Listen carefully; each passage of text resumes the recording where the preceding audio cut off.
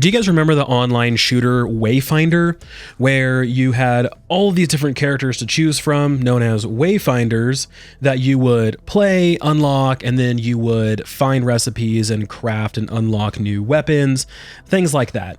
The game never really found its footing. It was kind of this like in-between Warframe, Destiny type of game, and it was from Airship Syndicate, who they had previously done some turn-based RPGs, and this was kind of their first foray into this style of game. Originally, this was being published by Digital Extremes, but Digital Extremes also backed out. My guess is they didn't really see a path forward for the game. So that really kind of left Wayfinder in a weird spot. It was still available and online, but with about 12 concurrent players at any point in time, it really didn't have an audience to keep it afloat. Now, Airship Syndicate, the developers, they promised that they were going to continue working on the game and that they were not going to abandon it. Well, yesterday we got some pretty big news. Up until this point, we thought they were going to continue working on the game and trying to make the best out of a sticky situation. So yesterday they announced Wayfinder Echoes, and this is a massive change to the way this game works.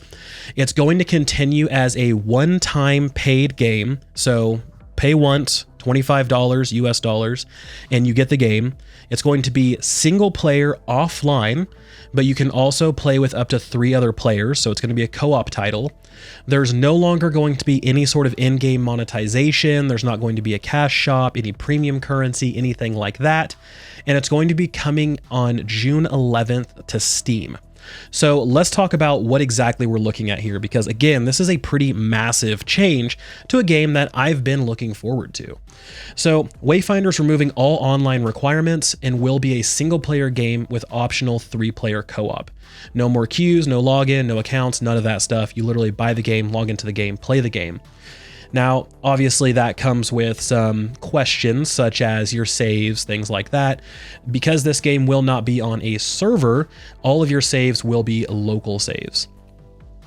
Now, the price of the game, like I mentioned, is going to be $25 US dollars during early access. They did mention that it will increase upon full release, which they still plan to fully release the game at some point in 2024. Now, if you're a founder like myself and you've already purchased the game, you will have access to this new update starting May 31st. You will also get all of the exclusive items that are included into each pack, so that will be given to you.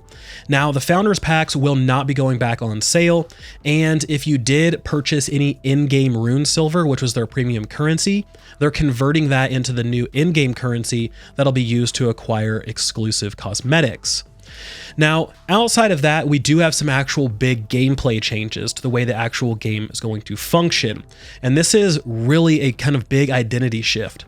So up until this point, like I mentioned, your whole kind of gameplay loop surrounded going and getting new Wayfinders, unlocking them, and then unlocking new weapons, and then leveling up those weapons and leveling up some sort of like affinity perks.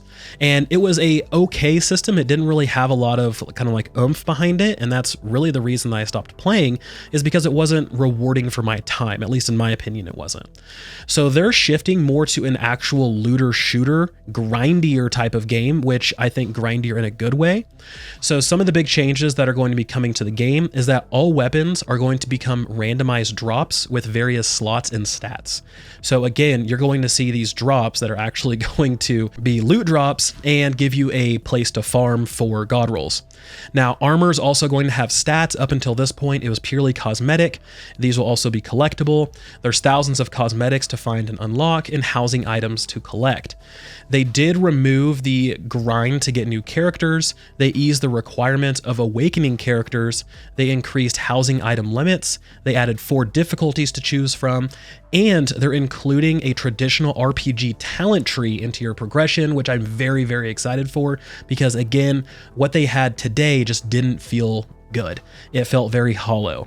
This update is also going to add a new Wayfinder called Grindle, and there's going to be brand new hunts, which were sort of this like activity you could do, and then a new overland zone, which is 3 times the size of the last zone that was added, and they said it's, quote, overflowing with content and points of interest. So there is a lot coming to the game, and they're truly shifting it into more of a, in my opinion, more of a Borderlands style game. Now, I'm not saying it's going to function and play like Borderlands, but I'm saying you can tell they took probably a little bit of inspiration from that game.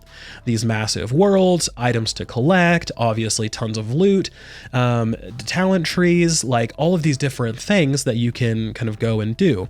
So very excited for that because the world itself is a gorgeous art style and I'm really excited to get back in there. So like I mentioned, it's going to be available for founders or anyone who currently has access to Wayfinder on May 31st. After that, it's going to enter Steam Early Access on June 11th. Everything will be coming to PlayStation 5 later this year, and then they said they'll keep players updated once they have a more concrete timeline.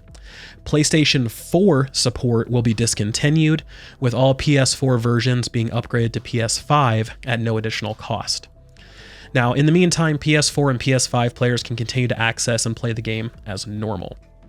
So let's talk about what comes ahead. So they did put this little roadmap out here. You can see it on your screen. May 31st, there's a soft launch for the Echoes update, which is what we've been talking about. On June 11th, you can see that we're moving into the Echoes update being live and game sales will resume. Summer, you can see on PlayStation, that's when the Echoes update is going live. And then sometime in the fall, it's going to leave early access and we're going to get a price increase. So guys, for me personally, I feel like this is probably a better direction for the game. There were some obvious signs that the developers were sort of in an identity crisis.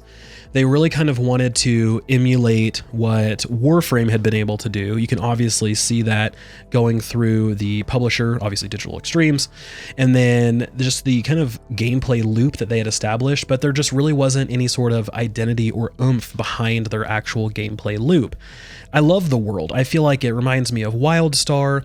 The gameplay was fun in terms of like actual shooting and things like that, but there just really wasn't anything that hooked me and kept me in the game, and that was the big problem. So moving more towards this sort of co-op style of game where it's more of a looter shooter, I feel like is just going to be better for the game in the long haul. Now, who knows if we see anything past this? Maybe there just really isn't an audience for this game, and maybe the brand has just been too damaged and they don't see any sort of turnout for it. If so, that'll be sad to see. It'll be another IP that sort of went this way, just like Anthem. But I do feel like this is probably its best bet at survival. If you look at Steam right now, it's mostly negative on recent reviews and mixed overall, and that's just not gonna cut it in today's world. So let me know what you guys think in the comment section below. I'm curious what your guys' thoughts are on this whole kind of big change. Obviously, this is a huge shift for the game, and you guys typically think of things that I don't, so very curious to see. As always, guys, thank you so much for watching. This has been Vulkan, and I'll talk to you next time.